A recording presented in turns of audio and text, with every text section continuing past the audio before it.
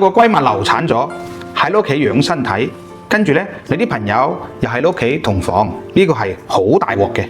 姊妹意外懷孕咗，唔敢同屋企人講，自己搞掂咗之後呢，就嚟你屋企養身體，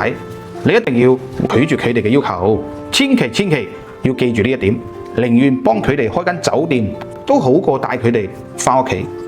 仲有好多小情侶呢，喺朋友或者親戚屋企嗰度留宿，偷偷摸摸咁就做咗啲事。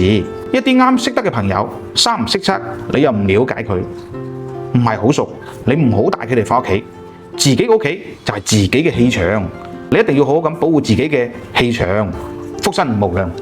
視頻中邀請到許羅業道長，係江西龍虎山天師一脈65代道長李大明嘅嫡傳弟子，現職無為浙江省蘭溪市道教協會2025屆協會成員，浙江省蘭溪市道教宮殿碧雲殿常駐道長，廣東省深圳市寶安區龍王廟常駐道長，亦受邀為香港特別行政區慈山寺2025年元旦蓮花燈叩神法會道長代表。許羅業老師長期致力於傳播道教文化，喺道教法術、奇門遁甲同風水等領域有獨樹一幟嘅技術同技巧。許羅業道長向港澳台甚至海外人士廣泛招生，如想進一步了解，請聯繫我哋。